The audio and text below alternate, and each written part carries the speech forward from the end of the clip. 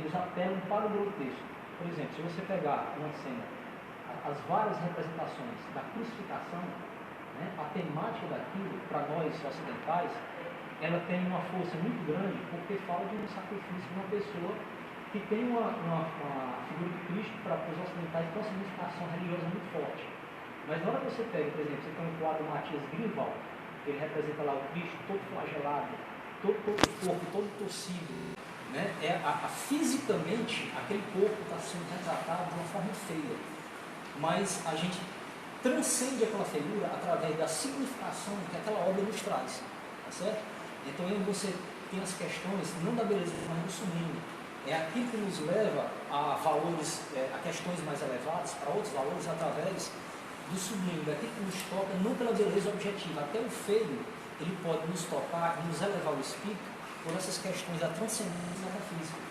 Então, tem muitos livros bacanas que falam isso. Por exemplo, você tem um tratado enorme lá no Humberto Eco, a história da feiura, né? Na própria história da beleza, ele fala sobre essa questão da relação do belo e do feio.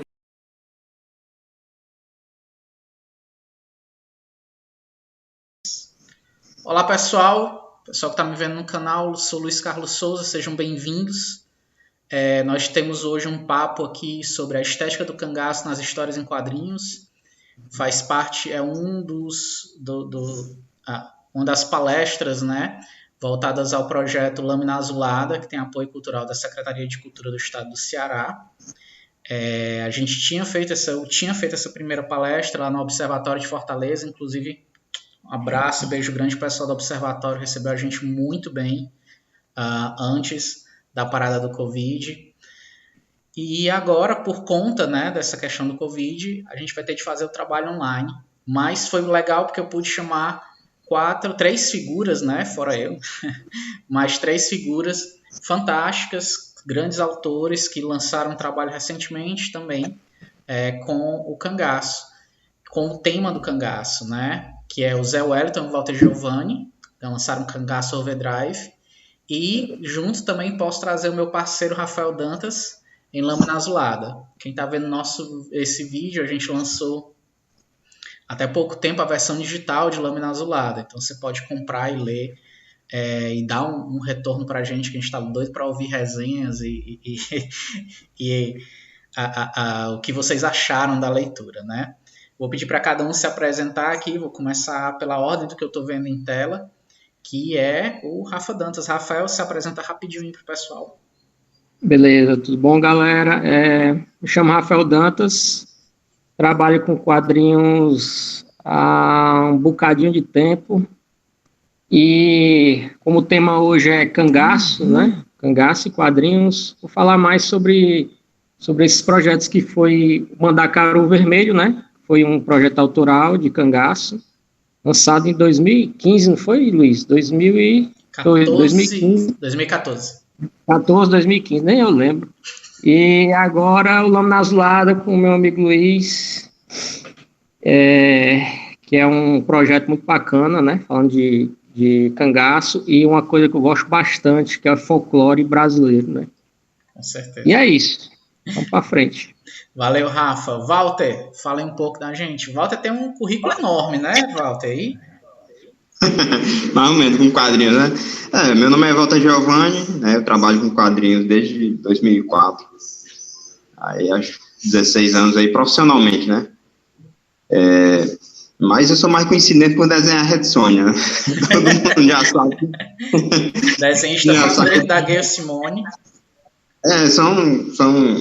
Foram 60 edições, né, desenhando a personagem e contando.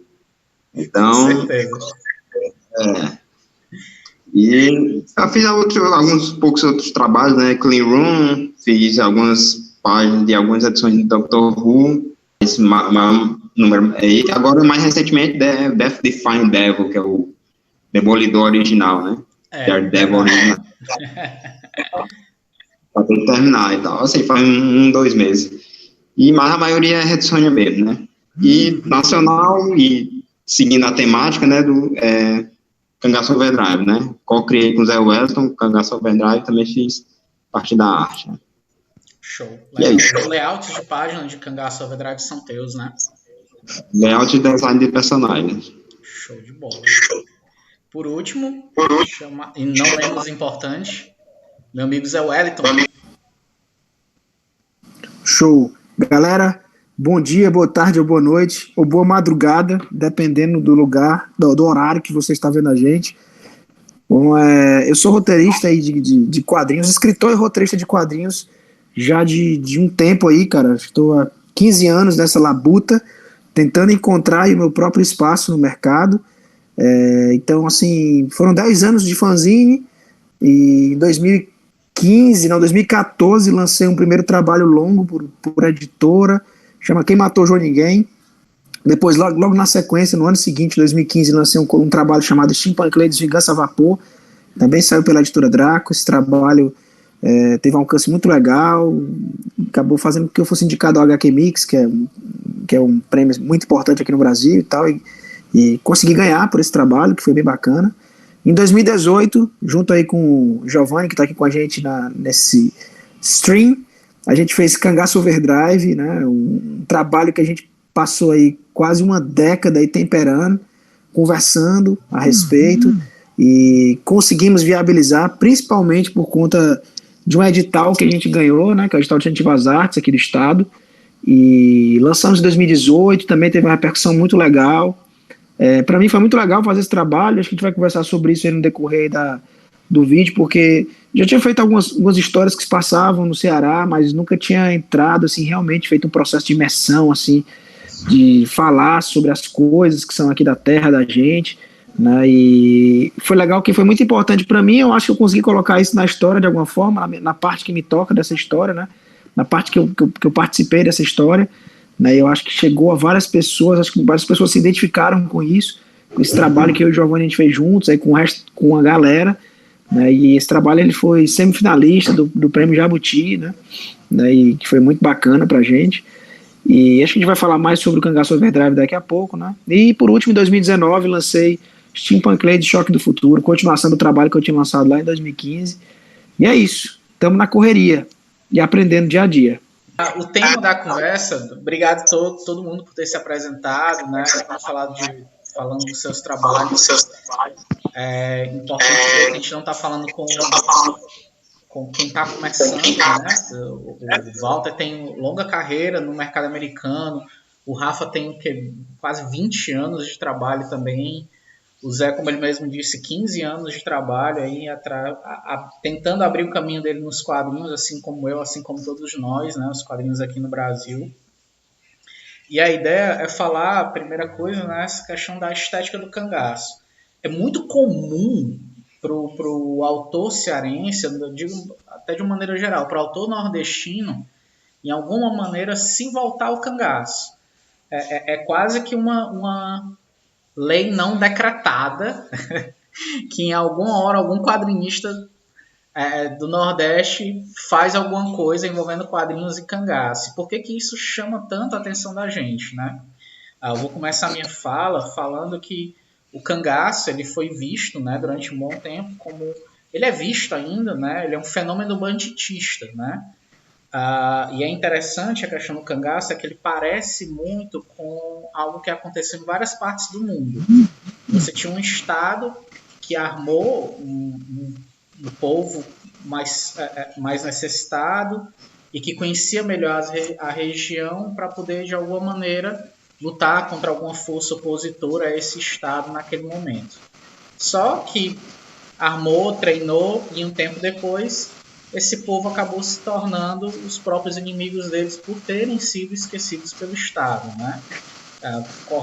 Fazendo uma pesquisa através da história do cangaço, eu vi que foi um fenômeno que surgiu no norte e nordeste do país entre os séculos 18 e 20. Então ele é bem mais longo do que a gente pensa, né? E a minha primeira pergunta para vocês é: por que esse fascínio com o movimento que tem a primeira grande característica dele como um movimento banditista? Por que isso, né? É um negócio meio maluco, né, cara? Se você for analisar o cangaço, né, que você vai ver que não é exatamente um movimento no esquema Robin Hood, né, como muita gente conta a história. A gente tem, na verdade mesmo, um monte de caras que entravam em cidades, eles realmente roubavam, saqueavam, estupravam as mulheres, né? E o movimento ele foi isso. Você colocar o cangaceiro como herói, né? Você tem que levar em consideração uma série de reflexões, porque agora, ao mesmo tempo, simplesmente chamar um cangaceiro de vilão, sem levar em consideração todo o contexto em que surge o cangaço, também pode parecer meio errado. E era uma discussão que a gente teve muito, eu e o Giovanni, quando a gente estava pensando na história, né? De que forma a gente ia fazer essa representação do cangaceiro, né, cara? Porque será que ele seria um herói mesmo na história, né? Será que, colocando ele como protagonista, que mensagem a gente queria passar com isso? Né? E conforme eu ia lendo, eu ia entendendo melhor todo esse pano de fundo social que existia para que surgisse o cangaço. Né? Se você for olhar o Nordeste brasileiro, os primeiros 500 anos que a gente tem aqui, cara, o Nordeste ele praticamente foi só explorado. A gente era matéria de extrativismo mesmo. A partir do momento que a capital do Brasil ela sai de Salvador para o Rio de Janeiro, aí o negócio descamba total, cara. A gente fica meio que esquecido aqui mesmo, né? E o cangaço ele vem dentro desse clima, né, de a gente já viver numa situação climática que é desfavorável em muitos momentos, né, principalmente quando a gente tem um longo período de estiagem. E, além disso, você acrescenta uma série de problemas sociais que existiam, né? O Luiz colocou muito bem que esse é um movimento que ele tem precedente, que ele acontece em outros cantos. Tem um livro, inclusive, muito legal, que é do Eric Hobsbawm, que é Bandidos, que é bem legal, inclusive, e ele vai resgatar isso, né, em vários locais, em vários momentos em que isso aconteceu. E, inclusive, né, muito semelhante ao cangaço, mesmo se tratando de bandidos, né, mesmo se tratando de gente que está fazendo coisa que eticamente não é tão interessante, essas pessoas acabam se tornando, né, mitos, né, para aquela cidade lá, para aquela região. Né, isso aconteceu em vários locais e no Nordeste também foi do mesmo jeito. Tava lá o cangaceiro, cara, matando todo mundo, roubando, né, mas aí se você fizer uma avaliação, cara, do que era, né, o Nordeste da época, né, esse inclusive no livro da Adriana Negreiros, que ela fala sobre Marinha Bonita, ela fala isso muito, inclusive, muito bem. Se você crescesse, cara, lá nesse período, se crescesse no Nordeste há 150 anos, 200 anos atrás, se você fosse um garoto, ou um jovem como a gente, né, ou mais novo do que a gente, você tinha duas figuras para se espelhar, cara. Ou você queria ser da volante, queria ser policial, que era uma figura também de autoritarismo, uma figura que também era muito questionável, que também entrava nas casas, também tirava da galera, batia na galera, ou você ia ser cangaceiro, cara, que era você contrapor essa figura da volante que acabava exercendo o autoritarismo de forma muito forte, né, muito rígida no povo nordestino da época. Então eu acho que é uma coisa que existe, é uma coisa meio que do ser humano mesmo, né, de entender na hora que você não tem mais nada para se apegar, tá o governo lá fudendo com você, cara, te detonando. Luiz, eu não sei se podia falar palavrão, desculpa, cara, mas tu bota um pi aí depois. Né? Mas a gente tem uma figura do nordestino que é explorado, cara, que é explorado, né, pelo governo, de alguma forma, que não recebe a ajuda que é devida. E aí, cara, ele olha pro lado, cara, e ele vê lá o cangaceiro como uma figura que questiona, que não aceita, né, essa ordem vigente, que é a ordem do governo e tal, no caso do Império, quando começou o cangaço, passando aí para a República depois, né. Então eu acho que existe muito isso, sabe, cara, era o cangaceiro que estava lá desafiando aquela ordem vigente, né, desafiando aquele esquecimento, e isso acabava fazendo, né, naquela época, que eles também se tornassem meio que heróis do sertão, né, se você quiser chamar dessa forma, né, e isso foi se perpetuando até hoje, né. O cangaço ainda ser muito relacionado ao nosso turismo. Você vai no aeroporto, cara, tudo se você quer lembrar uma coisa do Ceará, o tema do cangaço, né? O que às vezes até é meio problemático, não acho que também faça bem a gente pensar sempre de forma muito monotemática, mas é isso. Acabou sendo postado assim por conta disso, né? Lá atrás já começou-se isso, e isso até hoje ainda é uma figura muito forte pra gente. Bacana. Assim, particularmente, você quer saber a minha opinião ou você quer que eu dê a minha opinião, digamos assim, a respeito do porquê o cangaço em si fascina, né? Cara, eu quero saber a sua. Só a minha, né? Cara, na verdade, assim, são figuras da nossa história, né, que elas têm certo? Uma certa, digamos assim, teor chamativo. Na verdade, se a gente pensar em outros na história, eu pelo menos não vejo ninguém, entendeu? Então foi um movimento que chamou a atenção, né? No Japão você tem os samurais, nos Estados Unidos você tem os bang bang, né, os faroés. Na Europa você tem a história medieval e tal, né, aqueles cavaleiros e tal. E aqui a gente tem o cangaço. Então, assim, chame de movimentos, chame do que for. É algo na nossa história, não só a nível de Nordeste, mas de Brasil, que realmente chama a atenção, né? E para mim chama a atenção, e tem a questão estética mesmo em si, né? Eles eram caras que tinham uma farda, né? A gente pode dizer que era um movimento fardado, né? Sim. Então, você tem aquela associação do exército mesmo, do grupo de pessoas, né? Independente de que você acha que eles eram super-heróis ou super-vilões. Tem a questão realmente do que a gente está falando aqui, a estética. Ela chama a atenção, e eu não vejo em nenhum outro, não lembro, pelo menos que eu consigo lembrar, também sou bom de história, nenhum movimento no Brasil que tenha tido esse grupo de pessoas que tenha a estética e até uma certa filosofia, né? E para mim é isso, né? O fascínio, assim, histórico, né? Se a gente for analisar se eles eram bons, se eram ruins, aí já é outra história, né? Para mim, eles foram, na verdade, uma mera, para mim, na minha verdade, né? Uma mera consequência de um sistema, né? Então, e só assim, falando por que eles fascinam as pessoas, né, que eu acho, você não perguntou isso, mas eu vou falar, é porque assim, cara, e a gente vive um momento disso, né, também, cara, se a gente parar para pensar, e eles tinham coragem de fazer o que as pessoas queriam fazer, mas não tinham coragem, entendeu?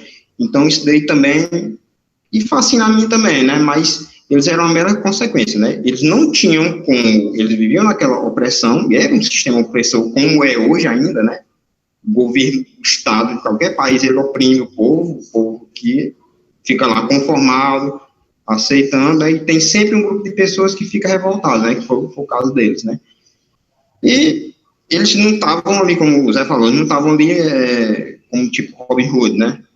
Eles quebraram, saíram daquele sistema, montaram seu próprio sistema, e as consequências disso são óbvias, né? Eles vão fazer as suas próprias leis, e aí isso não quer dizer que seja leis, digamos assim, boas, né? Altruístas.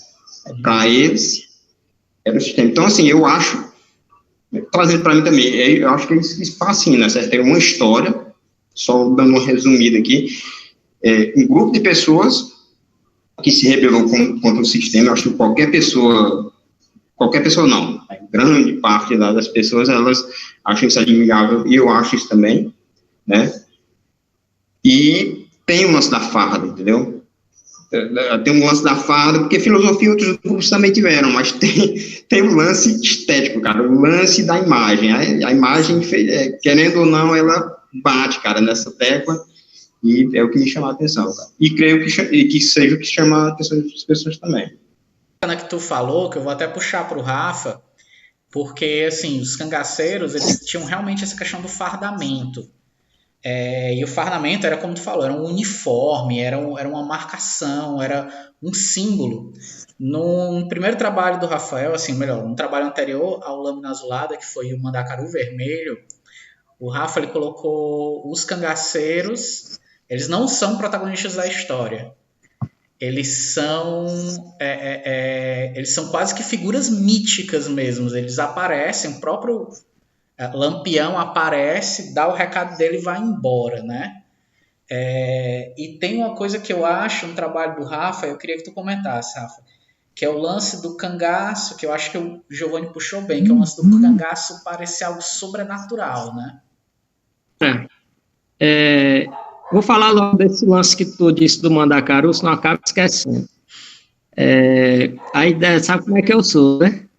A ideia do Mandacaru, ela era voltada nisso. os cangaceiros eles não seriam uma parte protagonista da história, né? Eles estão ali praticamente para lhe situar em que período e onde aquela história está acontecendo, né? E o Mandacaru, ele tinha uma ideia de ser em 3 volumes. Todos os 3 volumes, o Lampião e os cangaceiros teriam praticamente um papel assim parecido, como o Luiz falou, né? Um papel mais mítico, mais lendário como se fosse uma lenda dentro daquele universo, né? E voltando à pergunta do Luiz, eu acho interessante uma coisa que o Zé falou, o cangaço, ele divide muitas opiniões, sabe? Quando eu pesquisei para fazer o Mandacaru, o Lampião e vários outros cangaceiros, em algumas cidades eles são tidos como heróis, em outras cidades eles são tidos como vilões, como saqueadores, como estupradores. Então, assim, na época que eu pesquisei, ia muito do humor deles, sabe?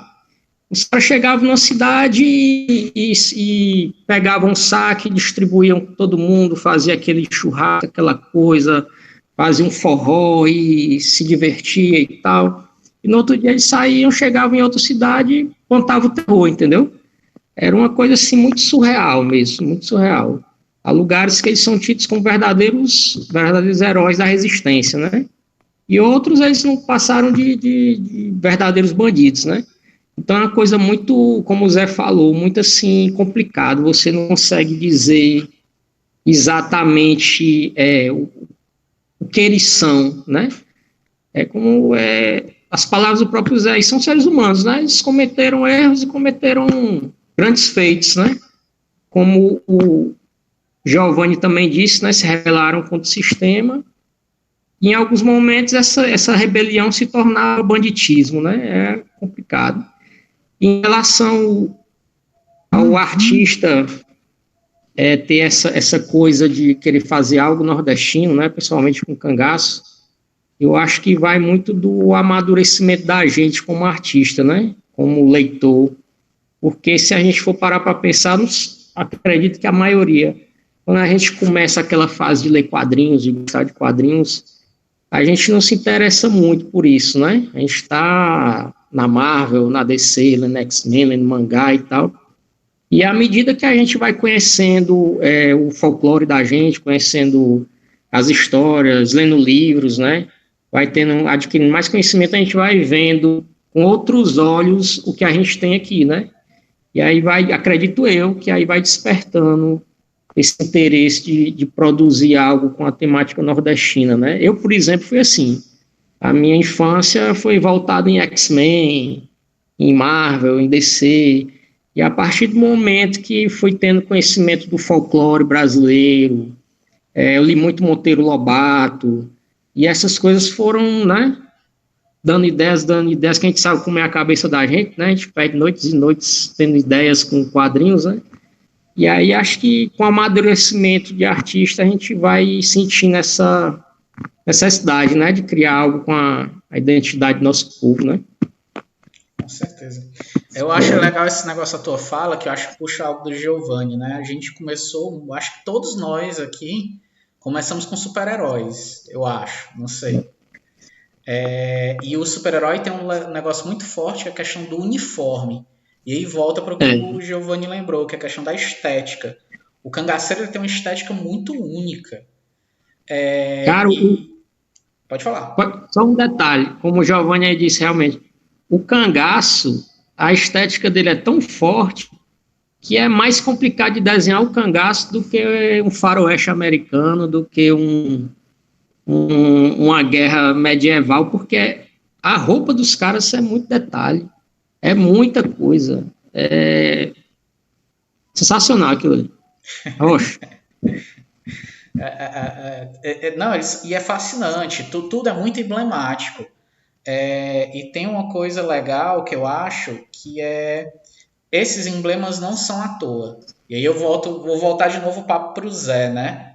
Quando estava montando o Cangaço Overdrive, Zé, que é uma história que se passa no futuro, em que as pessoas têm acesso a tecnologias, em que É engraçado o Cangaço Overdrive, que puxa bem esse lance do cyberpunk, que ele apresenta tecnologias do futuro que, na verdade, são muito parecidas com as nossas, né?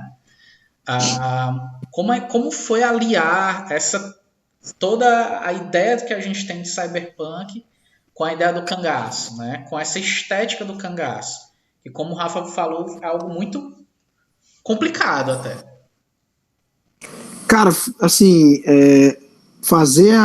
juntar as duas coisas, eu acho que foi até relativamente fácil. Difícil foi o caminho para entender que os universos eles eram parecidos, né? Que é o próprio processo de criação, até chegar nesse momento de encontrar esses paralelos, porque quando eu comecei a pensar uma história, comecei a pensar Cangaço Overdrive, a única coisa que vinha na minha cabeça era deslocamento, era pegar um cara do passado, botar no futuro e brincar com essa ideia, criar momentos cômicos, criar momentos de reflexão com relação à mudança do passado e do futuro. E o que rolou foi que quanto mais eu estudava, quanto mais eu pesquisava, fazia imersão, eu mais via coisas parecidas, né? E se pensar uma história distópica com pensar uma história no passado, cara, né? O cyberpunk, o movimento lá da década de 80, que surgiu nos Estados Unidos e na Inglaterra, principalmente, brincava com a ideia do high-tech, low-life, que é alta tecnologia, baixas condições de vida, né? E se você fosse ver, cara, lá na época do cangaço, era mais ou menos uma parada assim também, cara. A gente estava num lado escuro, né, e esquecido do mundo, cara, assim, com relação à tecnologia, com tudo. Existia coisas acontecendo, se você for ver, o cangaço é um momento muito grande, são quase 200 anos, mas se você for ver, assim, o ápice do cangaço, né, a gente tinha passado pela Revolução Industrial, um mundo em grande mudança, né, e mesmo assim, aqui no Nordeste, a gente tinha esses bandidos que andavam de uma cidade para outra, aterrorizando, né, parece que não existia justiça, que não existia nada, a sociedade não tinha nenhum tipo de informação para lidar com isso, né? Então, assim, eu não falo nem tanto do ponto de vista visual, até jogo isso depois pro Giovanni, mas quando penso assim em termos de conceito mesmo, né, quando a gente começou a pensar como é que vai ser o futuro e qual a ligação que a gente vai fazer com o passado, né? Tem uma personagem no Cangaço Overdrive, que é a Lila, que ela é meio que alucinada pelo passado, alucinada pelo cangaço, ela que é a cordelista da história, ela que é a narradora da história de alguma forma. E é muito legal porque ela também é a pessoa mais high-tech da história, né? Chegando naquele ponto, vou até fazer um paralelo meio maluco agora do Rafa ter falado que você envelhece, né, que você de alguma forma evolui tudo e você chega lá na sua raiz, né, de alguma forma. E a Lila, ela passa por esse processo de alguma forma lá no Cangaço Overdrive. Ela é super high-tech, super tecnológica, mas de tanto estudar, de tanto ir atrás de outras coisas, ela acabou percebendo que tinha muita coisa ali nas raízes dela que seria interessante se trazer à tona, né? Então, assim, pra gente, a brincadeira que a gente achou que seria interessante, eu e o Giovanni, foi fazer o futuro ficar parecido com o passado. Quando o Kotiara chega, nem estranha, cara, o que tá rolando ali, né? Gente matando, né? Bandido matando por dinheiro, cara. Uma corporação explorando a terra. Ela tinha passado por quase tudo aquilo no passado dele. Aquilo é o que rolava, né? E trazer essa discussão, né, do cangaço para o futuro, de alguma forma, humaniza essa figura, né? Uma figura que é complexa, que a gente não pode dizer que é bom, que é mal, é muito complexo, isso é muito... tem várias camadas dessa discussão, e a gente tentou trazer isso também para o futuro, que de alguma forma também é o presente que a gente vive hoje, né? A gente imagina aí, tem vários movimentos, cara, que para muitas pessoas são movimentos que são banditistas, né? Movimentos bandidos, até falar dessa forma, né, e outras pessoas já veem com outros olhos, né? Um movimento que foi muito importante para pensar o conceito de Cangaço Overdrive foi o MST, cara, né, o Movimento Sem Terra e o Movimento dos Trabalhadores Rurais, o Movimento dos Trabalhadores Sem Teto, sim. MTST e o MST, né, são dois movimentos que são muito importantes. A gente faz inclusive aí uma ligação lá atrás também com Canudos, Caldeirão de Santa Cruz do Deserto, não sei aqui no Ceará, né, que também são movimentos que galera super explorada, aparece uma figura e assume, toma conta daquela galera, né? O MST tem muito essa função hoje, assim, né? É um movimento que ele também é muito emblemático, às vezes ele faz a invasão, vez por outra acontece violência, mas ao mesmo tempo é uma luta que, pelo menos eu hoje entendo que é uma luta que faz muito sentido, que é uma galera que não tem seu espaço, que está à margem mesmo, às vezes procurando uma terra improdutiva, né? Que é isso que está no conceito, embora vez por outra isso possa ter se confundido, pode ter tido problema com relação à interpretação, isso, mas é mais ou menos isso, né? Então a gente tentou fazer essas ligações, sabe, cara, do que está rolando hoje com o passado, mostrando que muita coisa ainda é do mesmo jeito que era há 500 anos, né? Hoje, especificamente no momento político de hoje, eu acho que o nordestino ele corre risco de novo. Eu vejo uma escalada da xenofobia, eu vejo uma escalada do movimento para nos deixar à margem de novo, né? E, de alguma forma, né, trabalhar esses temas, eu acho que é a gente também se colocar numa posição de briga mesmo, de guerra, igual como estava a galera lá no Morro do Preá, no Cangaço Overdrive. Né? Essa é meio que a reflexão que a gente traz na história. Eu acho muito importante falar nisso mesmo, de que eu acho que nós, enquanto autores, no momento que a gente resgata esses temas que são mais antigos, mas que são temas de mudança social, até puxar uma fala do Campbell, do Joseph Campbell, que ele fala que o herói do povo, né, ele está ali para fazer a roda girar, a roda dos acontecimentos girar. E eu me lembro até há pouco tempo, quando aconteceu a fatalidade com a Marielle, uma frase que ela mesma dizia, né, que a mudança social vai vir da mulher negra pobre. Ou seja, são as últimas porções da fatia social que vão fazer a mudança, fazer isso tudo inverter. E nós, enquanto nordestinos, estamos, como tu mesmo falou, colocados à margem, né? E existe realmente um crescimento da xenofobia hoje em dia. No momento que a gente traz histórias que têm esse contexto, que puxa para as nossas raízes, como o Rafa falou, eu acredito que reergue esse movimento. Não, nós existimos, nós precisamos existir, e uma parte da nossa luta é produzir arte, inclusive. Né? O Zé meio que jogou a batata para o Walter, né? Walter, como foi unir essa questão de um povo do futuro, que é o nosso povo ainda, são nordestinos do futuro, encontrando essa figura raiz, essa figura do passado? Como foi pensar visualmente isso, cara?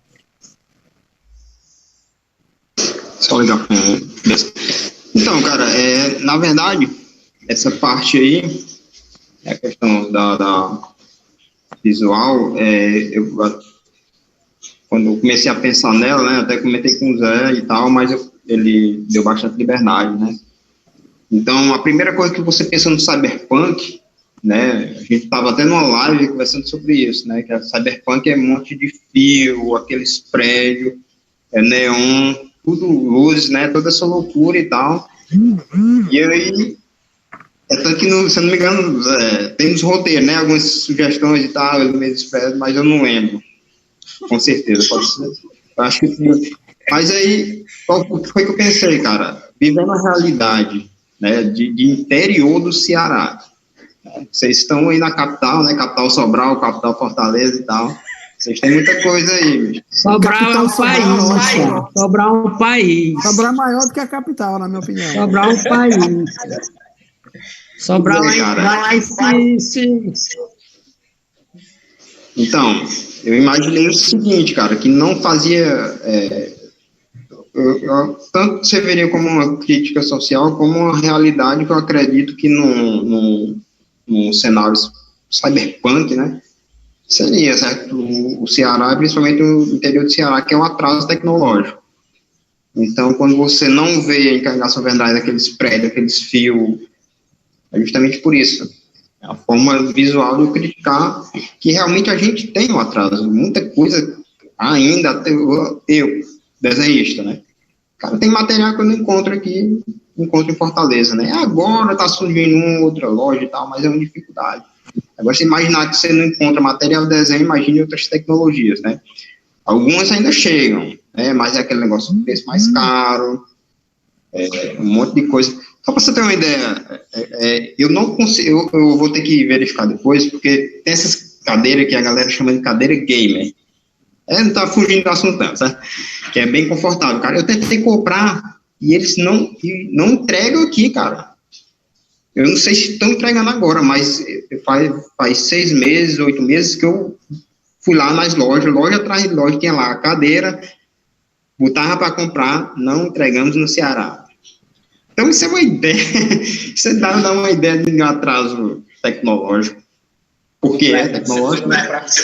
É importante a gente lembrar que, já que o Walter falou nisso, que eu e o Rafa estamos, somos de Fortaleza, o Zé está em Sobral e o Walter Giovanni está em Limoeiro do Norte. Certo? Entreguem a cadeira do Walter, fica o apelo aqui.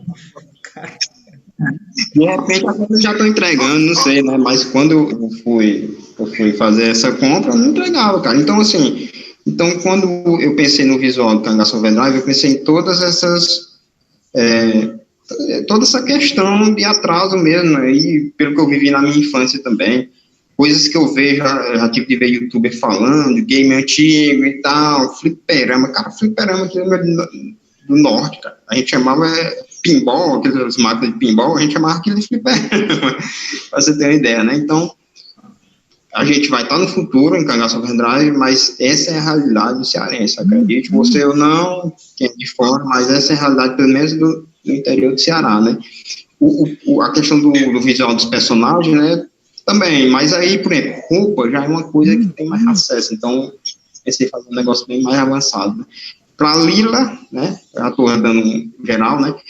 Pro Cotiara, a gente fez aquele visual do cangaço e tal, só que a gente decidiu não incluir o chapéu, né? Nem sei se foi uma boa ou uma ideia, mas a gente poderia ou não decidir por não, né? E já a Lila, né? A Lila, que é a personagem que eu tenho bastante carinho por ela, né? Muita gente gosta dela, né? Eu imaginei porque ela é uma ciborgue, né? Primeiro ela tinha um visual, tinha até um óculos do Vegeta, né, cara? Óculos não, aquele... Então ela tem um visual todo... Eu tenho uns sketches aqui, depois eu vou postar. Mas aí nos 45 do segundo tempo, quando eu fui fazer o design final mesmo, eu disse, cara, essa menina, ela gosta de coisa antiga, ela se veste como alguém antigo, né, cara? Com roupas antigas, como alguém antigo, não. Então, e você vê que, outra coisa que eu pensei nela, a questão da veste dela, ao invés de pegar uma roupa lá da época do cangaço para colocar ela vestida, né, eu imaginei que alguém no futuro poderia não ter tanto acesso à informação, porque também não tem muita foto, né, do cangaço antiga, teve o lance da seca, guerra e tal, então muita coisa foi perdida. Então, eu pensei, o mais antigo que ela conseguiria, o que ela usar, né, e aí foi a ideia do macacão, né, aí eu fiz o design, mandei para aprovação e foi-se embora. Então, alguns detalhes, assim, o Cangaço Overdrive é um quadrinho que eu não gosto dele esteticamente, do desenho e tal, porque foi feito às pressas, né, foram média de 3 páginas por dia, eu esboçava 3 páginas, eu não só fiz o layout, eu fiz o layout e os esboços. Aí o Luiz Carlos é daqui, né, fez o lápis e Robério a arte final. Foi uma média de 3 páginas por dia que a gente fez, 3 páginas por dia, então tem que ficar. Mas tinha uma coisa que eu queria deixar, trabalhar bem mesmo, que era a questão da narrativa visual, que eu acho que ela fez o papel, né, pelo menos na minha opinião, e a questão também do visual, né, a questão porque assim, o visual também faz parte da narrativa visual da HQ, né, os cenários, as roupas, tudo isso, então eu foquei bem isso, e uma coisa que eu até falei com o Zé, vamos fazer uma pré-produção, né, então a gente fez todos os designs antes, né, e alguns estudos, então quando eu fui desenhar as páginas, né, esboçar as páginas para passar por Luiz Carlos, já tinha tudo, 90% das coisas já tinham definido, né, em termos de visuais. Isso é bom. É emblemático esse caso aí da cadeira gamer, né? Que é até interessante se falar porque traz assim várias reflexões, né? Primeiro reforça aquilo que a gente falou, né, cara? Que às vezes a gente tá à margem mesmo. Isso é resultado, cara, de tudo isso que a gente falou, desses 500 anos aí de à margem, né? De tá num lado meio esquecido, né?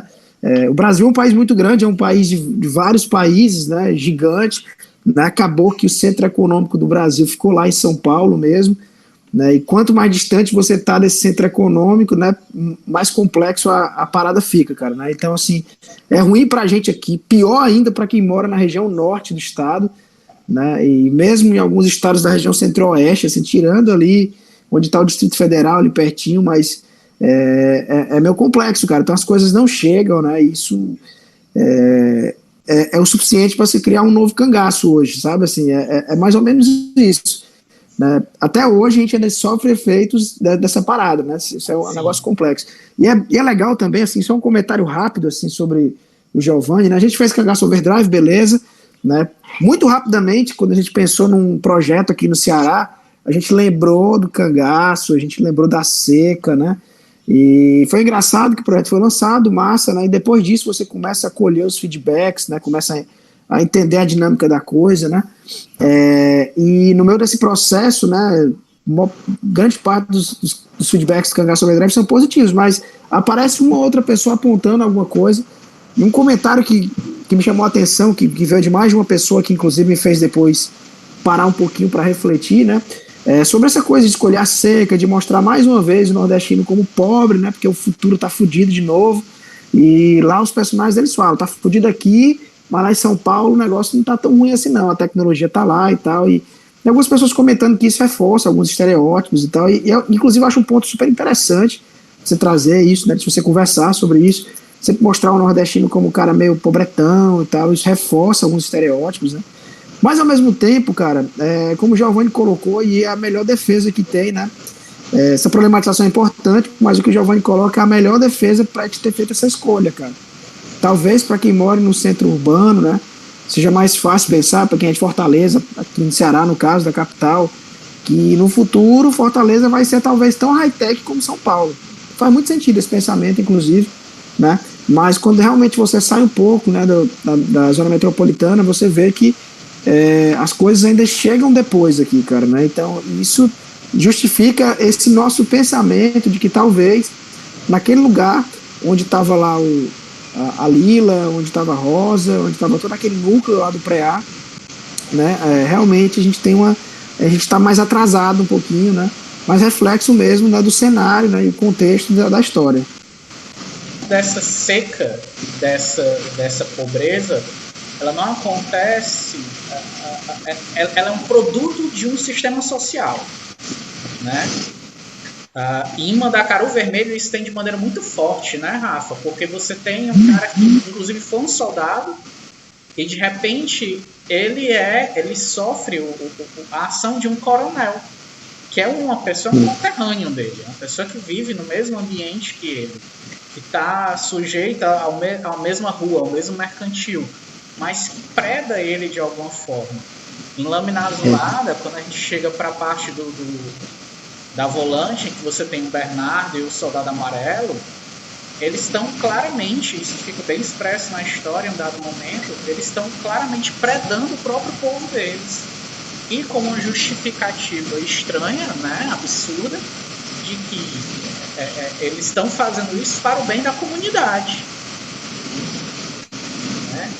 E os cangaceiros existem ali como força opositora, como maneira de, tipo assim, evitar que esse predatorismo aconteça de forma muito mais forte. Legal os pontos que todo mundo trouxe. E aí, mas eu vou novamente puxar para o lance do estético. O Cangaço Overdrive, Rafael, eles trabalharam meio com o futuro e o passado. A gente decidiu trabalhar bem com a ideia da fantasia. Então, a Lâmina Azulada acontece no mesmo tempo, né, em que, em teoria, o Cangaço acontece, o tempo e o espaço são tanto diferentes. E como foi montar esse mundo que parecia conosco, ao mesmo tempo era diferente de si, né? E meio que montar à medida que você ia lendo o roteiro, não foi? Cara, foi. Eu tenho um defeito horrível de não ler o roteiro todo de uma vez. Eu acabo lendo à medida que eu vou fazendo, sabe? Agora, só um detalhe que eu tenho que dizer, duas coisas. Gostei da ideia do Zé, que hoje já baixo para criar um novo cangaço, né? O bicho tá com sangue nos olhos, né? Tá incitando aí a revolução, tô dentro, viu? Aí. Vamos pegar nas armas, companheiro. A gente tem que brigar pela independência de Sobral, tô dentro. E outra coisa, cara, o Lâmina, ele foi uma história assim, muito desafiante, sabe? Porque o Luiz, ele não deixou a história ficar na mesma, pelo menos assim, para mim como artista. Eu comecei, primeiro já tinha o desafio de desenhar o cangaço, né? E aí você tem Severino, né, Luiz, que é a figura da morte, né, que já foi o primeiro desafio de bolar aquele design do Severino e tal, porque o Lâmina, ele é muito, ele é situado naquela época do cangaço, mas ele tem a mística do folclore, né, ele une aquela ideia das lendas locais, né, que o nordestino tanto tem medo, tanto fala para as crianças à noite, né, e tal, terem medo, vá dormir cedo e tal, por causa do lobisomem. A ideia foi fazer com que esse folclore não fosse só uma lenda, ele fosse algo que existisse, né? E aí o legal é que o Lâmina, ele fez isso comigo como artista. Primeiro desafio foi criar o design do Severino, como se não bastasse, né, o design do Severino, ele muda de formas durante o desenrolar da história, né, e aí você vai dar de cara com lobisomens, que foi outro desafio visual para desenhar, para criar. Depois, Luiz, aparece a figura da Yara, né, Luiz? Que foi outra coisa bastante difícil de desenhar, foi a Yara, porque a gente não queria fazer uma coisa, não queria fazer a mesmice, né? A gente queria fazer algo bem diferenciado no visual da Yara. E quando eu pensava que esses desafios visuais estavam se acabando, aí o Luiz veio com mais, né? Que é o Araruá e outros personagens que ainda aparecem, né? O Luiz deu trabalho pra caramba. Mas foi muito bom, cara, foi muito bom. Porque ele não deixava cair essa como é que eu posso dizer? Ele não deixava o artista, como é que eu posso te falar? Ficar naquela mesmice, né? De achar que está desenhando aquele mesmo projeto ali, aquele mesmo tipo de coisa. Tinha sempre um algo a mais, sabe? Tinha sempre um desenrolar a mais, uma surpresa a mais, sabe? E cada capítulo foi um desafio visual, assim, fora de série. Foi muito bom. Cara, o Lâmina, o que eu gostei bastante foi isso. Cada capítulo foi um desafio à parte para se criar, para se desenhar, né? Eu fiquei muito feliz que você gostou, principalmente dos backgrounds, né? Dos cenários. Uhum. E é isso, cara. Foi prazeroso demais desenhar o Lâmina. O grande lance, assim, de trabalhar com folclores, lendas, é encontrar não só, fazer com que elas sejam mais do que simplesmente uma história para botar medo, né? É sempre a necessidade de fazer com que aquilo possa de alguma maneira refletir outras coisas. Vocês, quando exploraram, né, essas lendas folclóricas, né? Tanto na história quanto visualmente, vocês se preocuparam muito com a fidelidade, digamos assim, que é histórico, apesar de não existir, né, um consenso, são lendas, e tem várias versões, muda até de cidade para cidade, ou vocês fizeram uma versão de vocês mesmos, assim, não? Pegar aqui, viajar, pegar o que é. Quer falar, Rafa? Cara, vou falar. Cara, eu acho que foi um pouco dos dois, né, Luiz? A gente manteve um pé não sei se a palavra seria o clássico, né, o visual clássico do que a gente vê no folclore, e tentou fazer algo um pouquinho diferente, né, que foi o caso, por exemplo, da Yara, né. A Yara a gente tentou modificar um pouco o visual, mas ainda assim ela é bem fiel ao que falam os contos folclóricos, né. Eu acho que teve um pouco dos dois, sabe? A gente tentou manter aquela ideia original do folclore, mas ao mesmo tempo a gente tentou dar uma carinha a mais nossa, sabe? Como o Araruá ele é um jacaré gigante, né, Luiz? Uhum. E se você observar um pouco o desenho, tem algumas coisinhas assim que eu tentei diferenciar um pouco para não ficar simplesmente um jacaré gigante, sabe? tentei dar alguns detalhezinhos poucos, mas que diferenciam de um jacaré normal, sabe? Então foi um pouco dos dois isso aí. Concordo com o Rafa, mas quando eu descrevi, inclusive procurei as referências, eu tive algumas preocupações. No caso em especial do Severino, que é o personagem antagonista logo de cara, a minha ideia inicial era colocar ele com a roupa das carpideiras, né? Então aquele véu preto, assim, tudo mais. E eu mesmo fiz um sketch. Ele tem a caveira de boi, para mim isso era essencial para dizer que ele era o Caronte cearense, né? Assim por dizer, um Caronte nordestino. Mas o trabalho da roupa das carpideiras nele não ficou muito bom. Então o Rafa me veio com um modelo que era simplesmente a mortalha, né?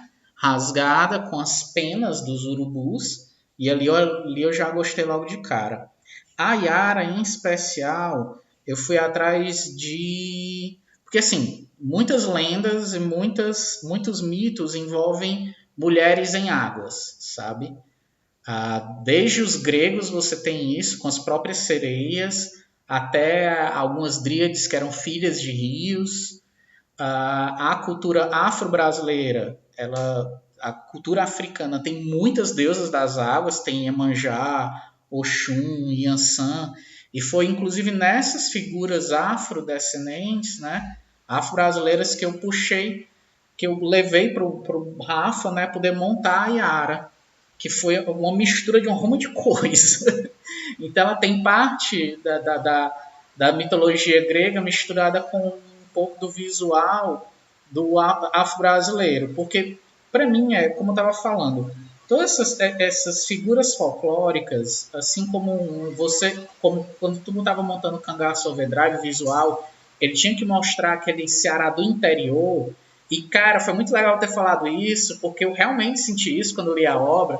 Bicho, o Giovanni correu aqui pro interior. Isso daqui não é uma cidade capital. E eu consegui sentir isso, que eu morei em algum tempo em Crateús, eu sei como é o interior. Então, a minha ideia era que essas figuras mitológicas, elas também representassem alguma coisa. Então, você tem o Severino, ele é como se fosse um comandado. Ele é sempre alguém que manda fazer algo. Ele é aquele cara, como é que eu posso dizer, que vai fazer a cobrança para o senhor de terra, mas ele nunca fica com dinheiro. Sabe? Ele é o cara que bate na tua porta, que leva a tua televisão, mas que a televisão não vai ficar com ele. Ele vai ganhar no máximo 10% do valor daquela televisão. Entende? Então eu via muito ele como essa figura. Ele quer derrubar o senhor dele. Por isso a mortalha, por isso a caveira de boi. A Yara, para mim, ela era das figuras da história a mais divina. Ela que é mais ligada realmente aos deuses. Então toda a indumentária dela, de alguma maneira, para mim eu queria que ao mesmo tempo fosse natural, fosse algo que ela tivesse catado ali do local onde ela vive, ao mesmo tempo fosse algo que parecesse clerical. Então a roupa dela, os utensílios dela, até mesmo o véu de olhos por sobre os próprios olhos, tudo aquilo de alguma maneira dá um tom clerical a ela.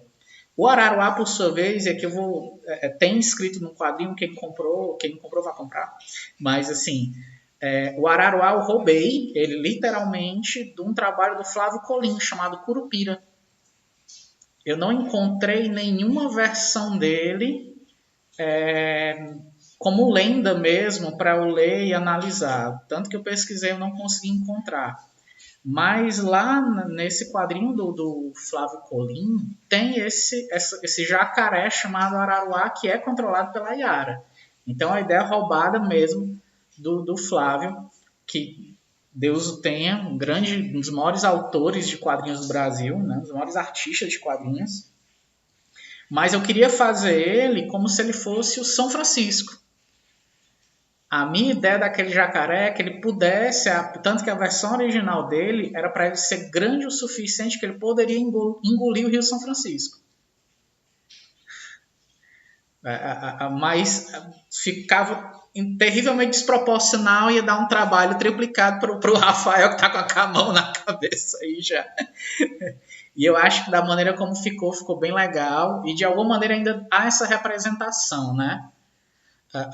Quem lê a história vai ver que no final existe ainda a conexão dele com a questão dos rios. Porque tem uma coisa que se fala, e volto ao assunto que o Zé puxou, da questão de como a gente vive secas. A gente acha que a seca é só a falta d'água. Mas no Nordeste, no Ceará principalmente, eu acho, muitas vezes a seca é o excesso d'água. Quando chove demais, que um açude estoura, que uma barragem estoura, você não tem aquilo como se fosse algo benéfico. Você tem aquilo como se fosse algo destruidor. Eu me lembro que tem um autor chamado José Alcides. Oi? Não, inclusive, assim, você fala isso daí, e algumas pessoas mais velhas, inclusive, parece chocante isso, mas algumas pessoas mais velhas que viveram tanto a seca quanto a enchente, né, são algumas, né, eu gosto de falar, dizem que a enchente é pior do que a seca. Já chegaram a dizer isso. Já ouvi pessoas mais velhas dizer isso. Porque justamente isso, porque você não vai ter água, você não vai ter alimento, você não vai ter nada, né, porque a água, ela não chega a ser potável, né.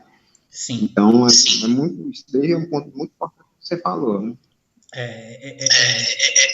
E isso daí, pois é, tem um autor, José Alcides Pinto, que ele fala sobre isso.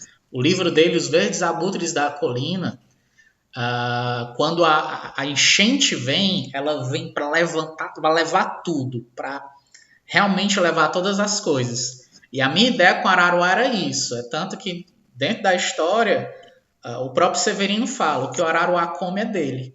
O que a água come é dela, cara. Se uma barragem estoura, se um rio estoura, é dela. No caso, a representação da enchente, você usou o personagem como ele sendo devorador, né? Isso. Cara, tem um verso... Cara, a gente vai sair do assunto. Tem um verso de uma música, cara, de um compositor limoeirense que morreu. Ele foi um dos precursores desse forró elétrico, certo? Certo. Ele não usa a figura de um jacaré, mas ele usa a figura da serpente. Ele tem um verso, cara, quando eu ouço esse verso eu quase choro, que é a genialidade. Ele usa a imagem da serpente que devora as plantações e as casas das pessoas. Muito louco isso. Não sei se você conhece, é de Nia. Era engraçado sobre o Araruá, quando o Araruá aparece no final do 4º capítulo, já para o início do 5º, né? Uhum. E aí, eu com a minha mania de fazer no trabalho, né, na sequência, né, já tinha desenhado o Severino, a figura da morte, já tinha desenhado outras formas que ele toma, né? Já tinha desenhado a Yara, já tinha desenhado tiroteios lá entre cangaceiros, né? Aí, lobisomens. E aí agora o Luiz vai dar uma folga, vai ser só aqui. Aí de repente eu vejo o Araruá, um jacaré gigante. Meu irmão, como é que eu vou desenhar isso aqui? Luiz, esse bicho é gigante mesmo, ele é gigante, pelo amor de Deus. Aí eu fui olhar, fui buscar inspiração até no Akira. O Akira ele tem um desenho de proporções, né? Ele mexe com essa coisa do pequeno, né? Grandes tomadas e tal. E aí foi onde eu me inspirei um pouco para tentar dar essa visão que o Luiz queria do Araruá. Mas eu me lembro que foi bem engraçado quando eu vi a primeira vez. Como é que eu vou desenhar isso aqui, cara? Foi massa. E ficou bom, ficou legal. Ficou bem bacana.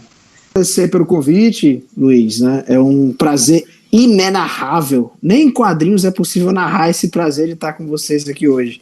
Né? É inadaptável. Né? Então foi legal bater esse papo com vocês hoje aqui. Dizer aí a vocês, né, que adquiram Lâmina Azulada. O quadrinho tá bem legal, cara. Bem diferente de outras coisas que já foram feitas aqui envolvendo cangaço, né? Então acho muito legal, acho uma obra bem bacana, cara, né? E que vem num tempo certo, do jeito certo, né? E se possível também adquiram o Cangaço Overdrive, porque as contas estão difíceis de pagar, então também podem pegar, não tem problema. Tá? Vamos pensar lá na frente num combo aí, Lâmina Azulada e Cangaço Overdrive, pra galera que gosta de cangaço. E é isso, Luiz, obrigado, cara, pelo convite. Estamos à disposição aí sempre para conversar sobre esse tema. Valeu, Zé. Obrigado. Acho que trouxe coisas muito bacanas para a discussão de hoje, bicho. Muito obrigado mesmo. Vou dar um último fala, mas passa logo para o Walter. Walter. Beleza, cara. Então, valeu aí pelo convite, bicho. É muito massa. Na verdade, a gente conversou nada, né? A gente conversou quase nada aqui. A gente podia ter um programa semanal para falar desse assunto. Mas, cara, fiquei muito feliz de participar. Agradeço e também fiquei muito curioso. Estava falando aí quando caiu aí, que tô louco para ler, né? A revista de vocês aí, cara. Vocês terem saído, a questão, sair daquele quadradinho lá, vamos fazer uma história de cangaço, né? E aí, só uma história de cangaço, não. Vocês foram além, envolver folclore, né, cara? Não só esteticamente ser mais atrativo, como também explora melhor as ideias e tal. E, cara, isso me lembra, cara, quando o Zé me convidou para fazer cangaço, cara, e falou questão de ir pro futuro e tal, cara, se fosse uma história comum de cangaço, eu falo o que o Rafael falou aqui em off, né? Eu não teria pego, né? Sim. Assim, não teria muito interesse, né? Então, assim, cara, eu acho que eu nem teria feito. Não for um trabalho pago, eu não faço uma história de cangaço, não porque não seja interessante, digamos assim, mas é porque eu acho que já foi muita coisa contada por autores excelentes, né, como Flávio Collin, que você já citou, entre outros, né? E eu acho muito massa, cara, explorar, né, e ir além, né, apenas da história, né, uma história que a gente nem tem domínio. Né? Com certeza. Valeu, Walter. É isso, cara. Muito grande. Rafa. Galera, é um prazer conversar com vocês. Agradeço, Luiz, aí, pelo convite, a parceria aí do Lâmina. Foi muito bom de fazer. Agradeço toda a paciência aí que você teve no projeto. Um prazer muito grande conversar com o Walter, um grande artista, cara, um exemplo para vários artistas daqui do Nordeste, né? O Zé, sem palavras, né? O Zé é fera. Eu acho que essas conversas deveriam se repetir mais, né? Como o Giovanni falou aí, a gente devia realmente fazer disso algo mais, como é que posso dizer? Recorrente. Que acontecesse mais vezes, né? Até porque a gente agora tem a independência de Sobral para a gente lutar, né? A gente tem que conversar sobre isso também. E aí... Vamos pegar nas armas, cara, vamos levantar as armas, derrubar esse tem que pegar nas armas, tem que discutir isso, né? Não pode parar por aqui, não. E, cara, isso. Um agradecimento muito grande, vocês são pessoas sensacionais, cada um na sua área são exemplos, né? São grandes profissionais, eu fico muito feliz de estar nesse grupo aqui. Se Deus quiser, a gente vai fazer o Ceará dominar o mundo. E eu, por fim, queria agradecer a todos por terem vindo mesmo, ao Rafa, que é um companheiro de trabalho, já é o nosso segundo trabalho juntos, né, Rafa? E a gente ainda tem mais de 2 aí na fila. O Avante, né, cara? A gente nem tinha citado o Avante, né? Com certeza. Avante, o maior orgulho. O Luiz libera o Rafa, cara. Tô tentando, faz tempo fazer algo com o Rafa, mas o Luiz não solta não, bicho. Incrível. Rapaz. Ciumento. Rapaz, se você me chamar, eu sou bem facinho, viu? É só você conversar comigo. Se eu te disser uma vez que eu aguarde as cenas dos próximos capítulos. O Luiz é ciumento mesmo, Luiz é ciumento, Luiz. Pra poder, assim, justificar os demônios, né, cara? O Zé chegou pra mim tem um tempo já. Mandou mensagem: ei, cara, como é que o Rafael tá de trabalho? Você não vai chamar o Rafael, não.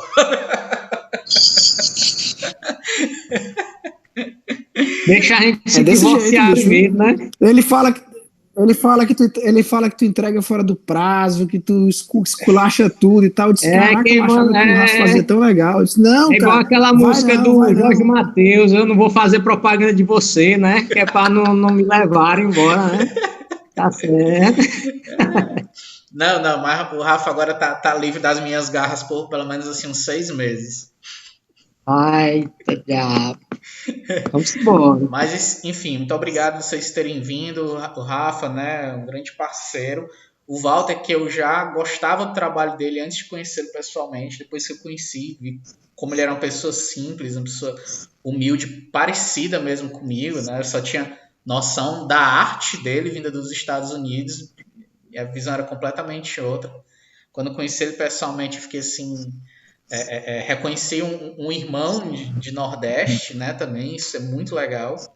E o Zé, eu não vou nem falar, o Zé virou mais que um amigo, já me deu abrigo, já me deu casa, comida, roupa lavada. O Zé, cara, é um elo de ligação entre a gente, né, cara? Sim. A gente se conhece por causa do Zé. Foi, cara, eu que fiz essa mistura aí pela primeira vez, viu, cara? Porque Limoeiro do Norte e Fortaleza não se comunicava, não. Aí teve que Sobral, que é do outro lado, fazer a comunicação. É por isso que o Rafael está dizendo que a revolução cearense tem que começar de Sobral.